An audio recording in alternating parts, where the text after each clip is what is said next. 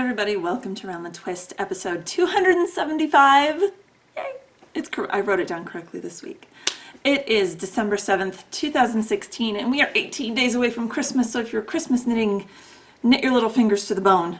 I don't know where I'm going to be with Christmas knitting this year, so especially with a week like this.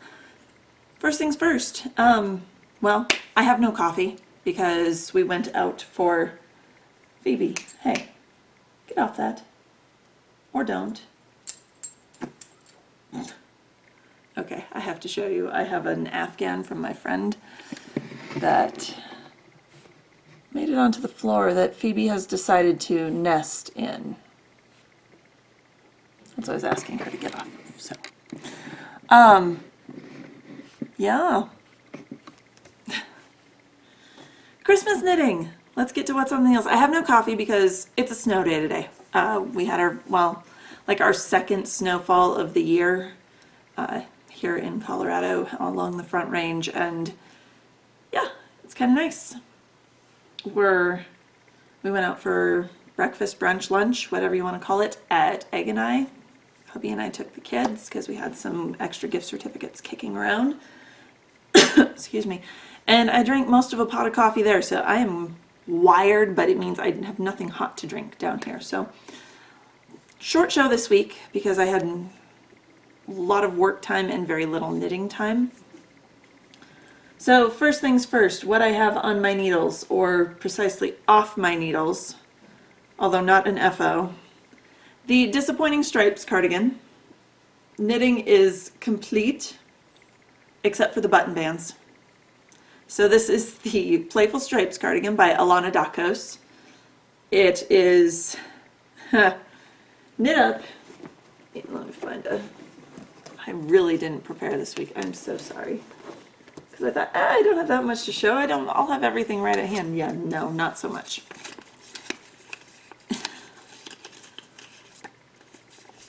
Get this way. I knew I would regret doing this. The yarn is from Lisa Souza Dye Works.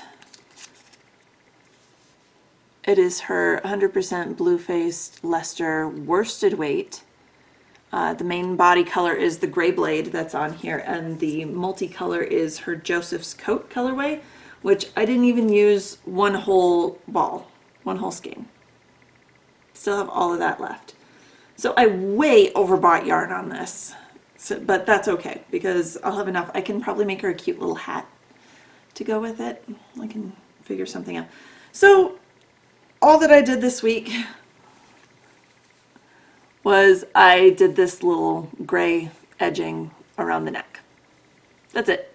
And honestly, I cheated on that because I did it this morning because I knew I had a show, and I'm like, I've only knit on one thing this week and I can't have a show and show, hey, I knit 2 inches on a sock. For 1 week. So I whipped that out this morning. This is done, except now I am in finishing purgatory. I have to take the little sleeves and the bottom of the cardigan, and I'll show you on a sleeve here. So all those little eyelets that you see there, this will get turned up, folded under, sewed down. It will make a lovely little, can you kind of see the picot edge there? Yeah. It'll make a really nice finished picot edge, but it means I have to sew stuff down. And I don't want to. I don't want to. And then, so I have to do that on the cuff of each sleeve and also along the whole bottom of the sweater, same thing. Why I didn't do this as a provisional cast on, I don't know. Why?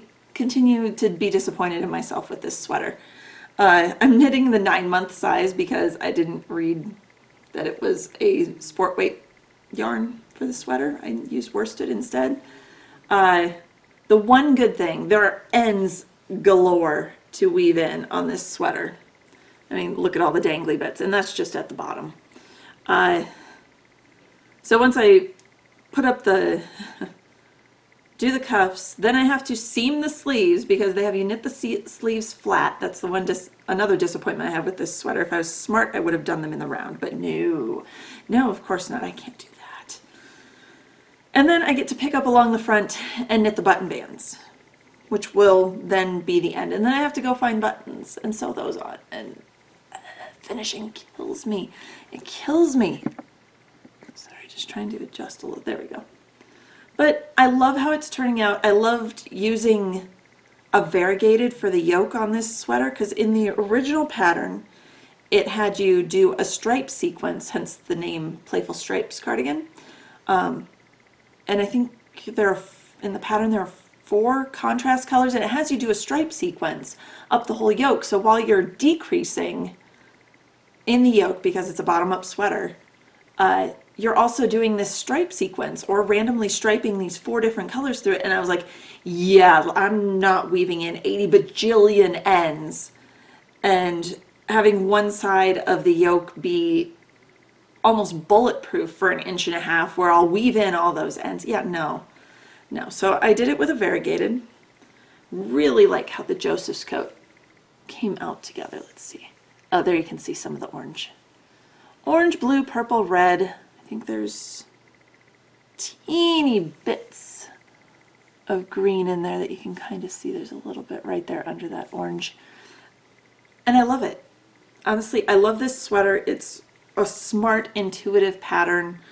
I just don't like finishing. That's what's going to slow me up with this thing, but I will get to it. I will. I think that's what stopped me from doing those last like 5 rows at the neck edge was I knew when that was done, I would have to do all the finishing and all the sewing up, and I didn't have the patience for it this week, but hopefully this coming week I will. Hopefully. We'll see.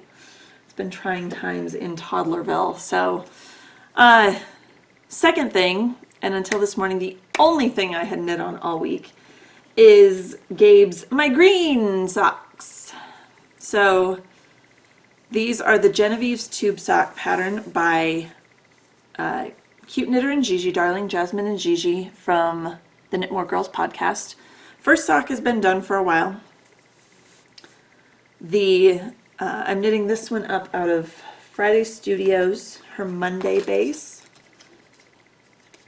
I'm sorry. Again, not organized. It's her Monday base in her science fiction colorway.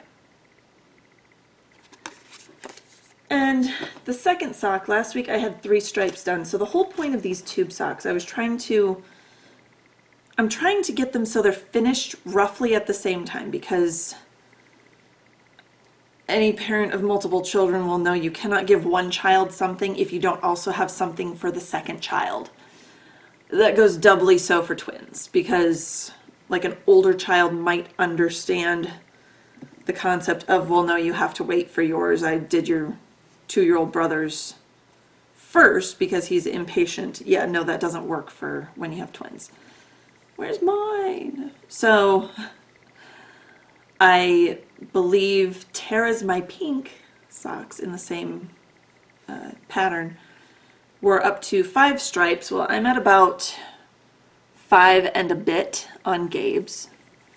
So at this point, I think I'm going to stick with Gabe's for a little bit longer, get it out to, let's see, what did I count? I have to go through the black 5 times, counting this first one, and I've done it twice. So I'm on the gray here. So 1, 2, I have to get to the black, through the black stripe 3 more times before I can do the toe. And yeah, I might just get out to the black 1 more time. So roughly 2.5 more stripes, and then do Tara's up to the same amount of stripes and just go back and forth between the 2. So I can be seen knitting on both for the children. Yeah, I'm using a US 1, a 2.25 millimeter needle. It's okay. It's all good. Next time I'm using bigger yarn and bigger needles, because this is taking forever. Or it feels like it's taking forever. I feel like I've done a lot this week, but 2.5 stripes is nothing. Nothing. Anyway, I'm at 5.5 stripes. Last week I was done with 3. I thought I'd done more. Anyway, oh well. It is what it is. So that's everything I have on my needles. I haven't touched my cross stitch. I haven't touched any crocheting. Obviously, I haven't touched my wheel in months. So we're going to do some any questions. Thank you everyone who's been contributing over to the thread so we can keep going with this. I'm actually really enjoying answering your questions. It's stuff I wouldn't have thought to bring up on the show a lot of times. So you're really, really helping. You really are. I'm going to move this over so I can read the whole thing without ducking around. Here we go. So from Gypsy Knit, who is Kate. She says, "Hey Karen, I'm thinking about downsizing my stash and I was wondering if you have any advice on the best way to accomplish this. Do you sell your yarn? If so, do you have any tips for online selling? Do you ever donate your yarn? Thanks."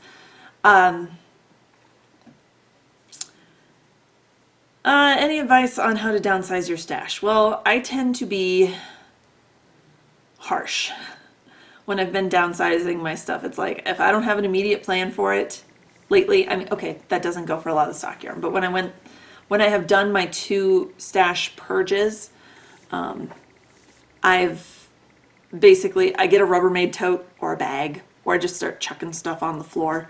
I have a keep pile, I have a get rid of pile.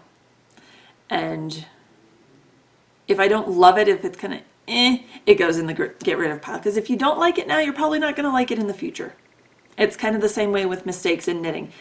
If you see it and go, oh, it'll be okay, and you're really trying to convince yourself, you need to fix it. Because fix it or stop or something, because it's not going to get better the further you go.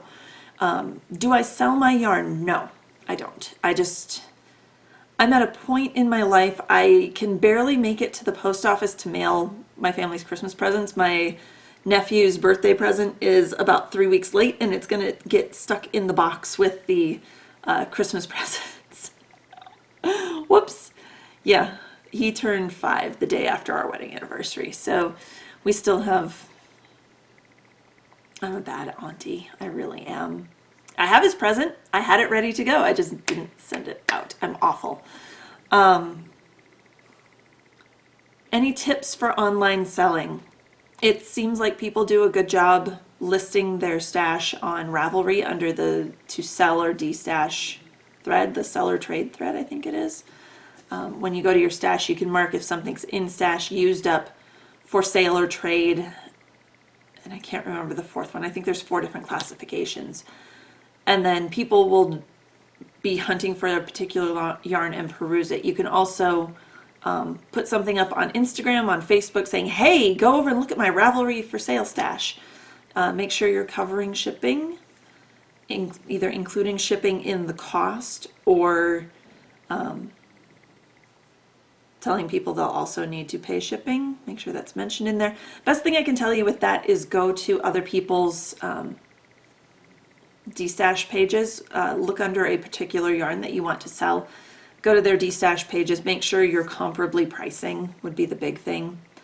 And do I ever donate my yarn? Well, I wouldn't call it donating. It was more everything I didn't want. I just wanted it gone.